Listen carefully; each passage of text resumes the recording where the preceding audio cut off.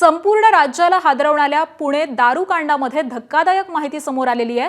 पुण्यामधील विषारी दारूकांडासाठी कारण ठरलेलं मिथेनॉल ठाण्यामधील रेक्स इंटरनॅशनल कंपनीतील अधिकाऱ्यांनी खोट्या कागदपत्रांच्या आधारे विकल्याचं समोर आलंय। त्या दोन अधिकाऱ्यांना अटक करण्यात आलेली आहे। तर अवघ्या 17,500 रुपयांच्या बदल्यामध्ये या दोन अधिकाऱ्यांनी 210 लिटर मिथेनॉल योगेश वानखेडे या दारू तस्कराला विकलं। त्यासाठी बनावट जीएसटी नंबर आणि प्रदीप शर्मा नावाचं बनावट आधार कार्ड वापरण्यात आलेलं आहे। विषारी दारू तयार करणाऱ्या राधेश्याम प्रजापती सोबत संपर्कात असलेल्या पुणे ग्रामीण पोलिसांमधील 4 हवालदारांचं देखील निलंबन झालंय। अजित शिवाजी काळे, सुमित नंदकुमार वाघ, रामदास नामदेव जगताप आणि सुभाष बलभीम डोईफोडे अशी त्यांची नावं आहेत। या प्रकरणामध्ये आतापर्यंत 29 जण निलंबित आहेत। पुणे शहर पोलीस दलामधील 3, पिंपरी चिंचवड पोलिसांमधील 6, राज्य उत्पादन शुल्क विभागाचे 13 आणि पुणे ग्रामीण पोलीस दलामधील 7 असे एकूण 29 जणांचं निलंबन झालंय।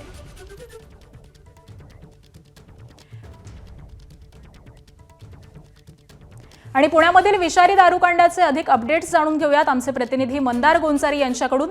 मंदार, ठाण्यामधील या कंपनीमधील अधिकारी, पोलीस आणि मुख्य आरोपी यांचं नेमकं साटेलोटं कसं होतं?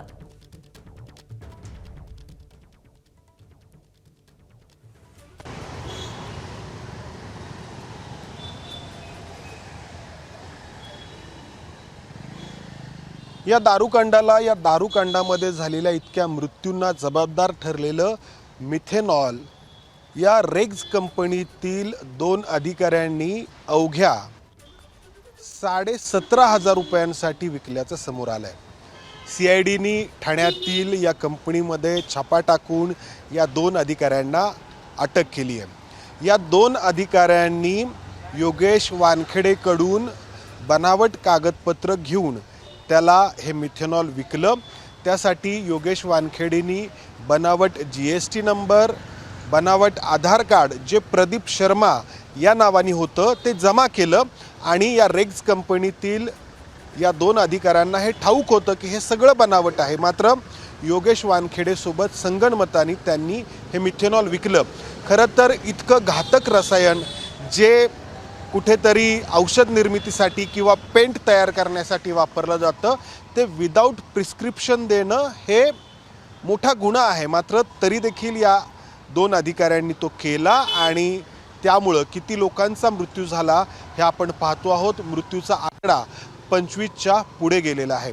आणि या सगळ्या दारूकांडाची दुसरी बाजू ती म्हणजे राधेश्याम प्रजापतीने पुणे जिल्ह्यातील लोणी काळभोरमध्ये तयार केलेली ही दारू।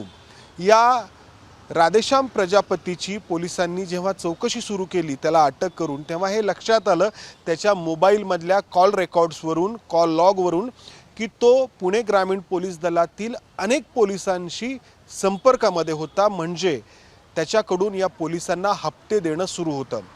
त्यावरून 4 पोलिसांना निलंबित करण्यात आलं। हे पोलीस या लोणी काळभोर पोलीस स्टेशनमधले आहेत, यवत पोलीस स्टेशनमधले आहेत आणि पुणे ग्रामीण पोलीस मुख्यालयातले आहेत। म्हणजे ही साखळी किती मोठी होती, किती मोठ्या प्रमाणामध्ये पोलिसांना पैसे जात होते आणि त्यामुळं अवैध दारू तयार करणं सुरू होतं हे आपल्याला लक्षात येतं। या 4 पोलिसांचं निलंबन करण्यात आलं आहे। मात्र निलंबनापुरतीच ही कारवाई राहावी का? कारण सतत मागणी होती की हा एक संघटित गुन्हेगारीचा प्रकार आहे, सगळ्यांनी मिळून हा गुन्हा केलेला आहे। त्यामुळे मकोका कायद्याअंतर्गत कारवाई करण्याची मागणी होते। त्यामुळे फक्त निलंबित नाही तर या पोलीस अधिकाऱ्यांवरती गुन्हा दाखल करून, जे पोलीस हवालदार आहेत त्यांच्यावरती गुन्हा दाखल करून त्यांची चौकशी देखील होण्याची गरज आहे, जेणेकरून त्यांना आणखी कोणी वरिष्ठांनी पाठबळ दिलं होतं का हे समोर येऊ शकेल। निश्चित, धन्यवाद मंदार या सविस्तर माहितीसाठी। ABP माझा, उघडा डोळे बघा नीट।